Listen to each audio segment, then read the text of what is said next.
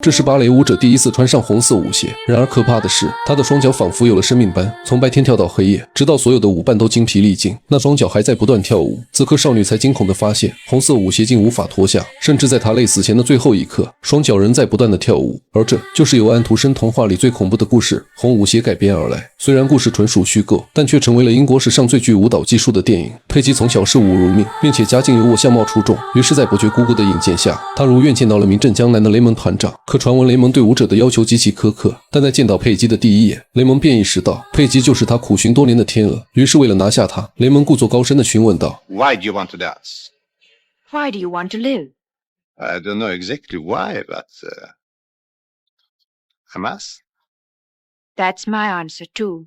听到佩姬的回答，雷蒙当场签下了她，但这仅仅只是一个开始。雷蒙的芭蕾团哥哥天赋异禀，他的家世和样貌毫无价值，而在遭受众多的冷漠和鄙夷后，他才混上了一个伴舞的位置。但这并未影响到佩姬，反而他更加刻苦努力。终于在一次试演中，作为配角的他有了单独上台的机会。他以其白裙轻盈灵动，将天鹅的优雅展示得活灵活现，不仅征服了在场所有观众，更是让见惯了天才的联盟都无法平复。他迫切地想要将佩姬捧上主演，而就在他苦苦搜寻新剧本时，却突然想起一个名为朱莉的年轻人。他已经不止一次致信雷蒙，自己的作品被他的人盗用。之前雷蒙根本不屑理会，但这次雷蒙决定给他一个机会，而朱莉也不负众望，一段即兴发挥让雷蒙大受震撼。于是他也顺利进入了雷蒙的芭蕾团队。可就在新剧本的前一天，雷蒙原本的女主却在排练时突然公布了订婚的消息，周围人纷纷贺喜，可唯有雷蒙愤然离席。在他眼中，顶级的舞者就应该为艺术奉献一生，无论他多么优秀，一旦陷入婚姻，便再也不能成为伟大的舞者。就这样，雷蒙不顾股东的反对，当场辞退了女主，随后又邀请佩姬来到自己庄园，当着所有人的面宣布，佩姬将担任下部舞台剧《红林宴》的主演。My belief in your possibilities is not shared by my colleagues here. That whatever their personal belief may be, they will all give you their best. The rest, of course, is up to you.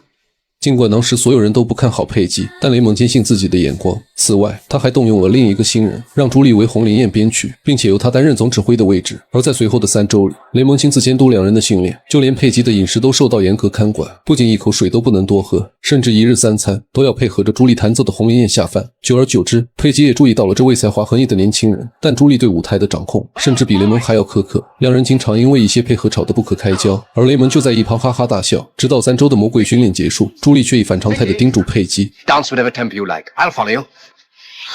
举世瞩目的红林宴即将上演，随着灯光的拉近，一位红色少女闪耀登场。她迈着飘逸的步伐，在鞋匠店铺里得到了一双神秘红舞鞋。然而可怕的是，她的双脚仿佛有了生命般，从白天跳到黑夜。等女孩意识到不对后，红舞鞋已经无法脱下，并且还用魔法将她与亲人分离。就这样，在红舞鞋的带领下，女孩又从闹市跳到墓园，甚至还吸引来无数妖魔。直到多年后母亲去世，少女仍在不断跳舞，所有人都将她视为魔鬼，纷纷避之不及。女孩悲痛欲绝，决定用刀子割断双脚，却惊恐地发现刀子竟又变成了树枝。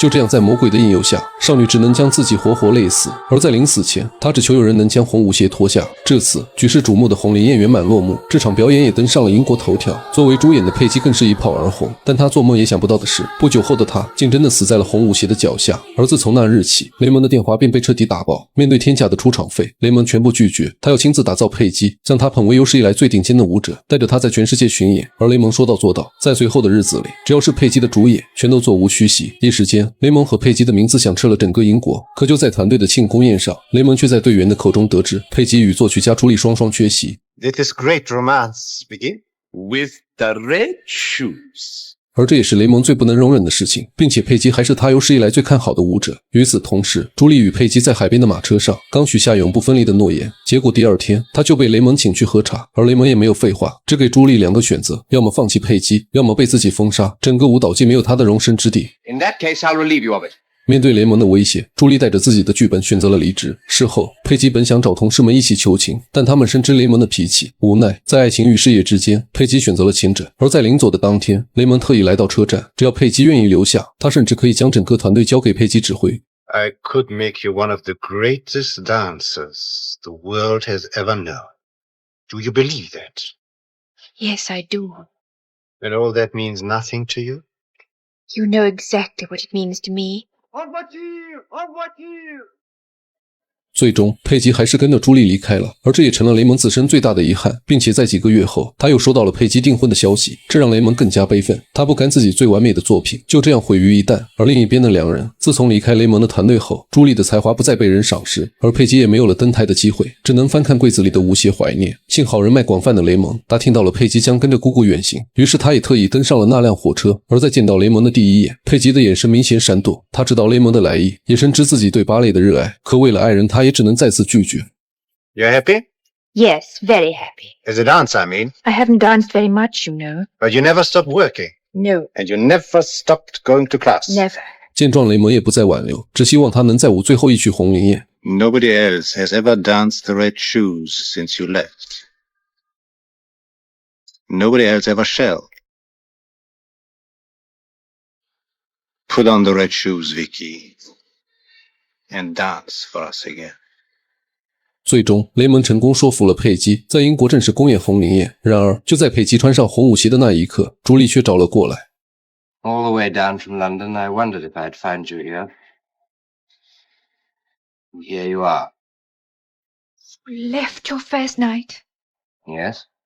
朱莉不顾佩吉的想法，执意要带他离开。可关键时刻，雷蒙也赶了过来，一个希望他回归家庭，一个希望他重回舞台。佩吉近乎崩溃，他不愿放弃爱人，更不愿放弃舞台，但两人执意要他做出选择。All right, go then. Go with him. Be a faithful housewife. The crowd of screaming children and finish with dancing forever. Vicky, look at me. 最终，眼看佩吉不愿离去，朱莉满眼失望，留下一句再见后，便头也不回地离开了。Julia! 而此时开幕时间已到，雷蒙趁热打铁，说他的生命就应该在舞台中绽放。然而就在去开幕会的路上，佩吉突然像着了魔般，双脚不受控制地朝外走去。而与此同时，朱莉的火车也即将到站，但他却看到了爱人的身影。果然，佩吉还是无法放弃朱莉，但精神恍惚的他似乎忘了自己身处剧院的顶楼。最终，佩吉被火车卷进了轨道，而他临死前的最后一句正是红菱宴中的台词 Take off the red shoes. 就这样，佩吉以生命为代价，既没有背叛爱人，也演完了红菱宴的最后一幕。而在故事的结局，当雷蒙得知佩吉去世后，他哽咽着在所有观众面前宣布 Ladies and gentlemen, I'm sorry to tell you that Miss Page is unable to dance tonight. Nor indeed any other nights. Nevertheless, we've decided to present the red shoes. It is the ballet that made her name. She made. 而随着灯光的拉近，镜头下只有一只红色舞鞋。至此，全片结束。再细致的解说也无法比拟原著。我是小无聊电影，期待与你的每一次相遇。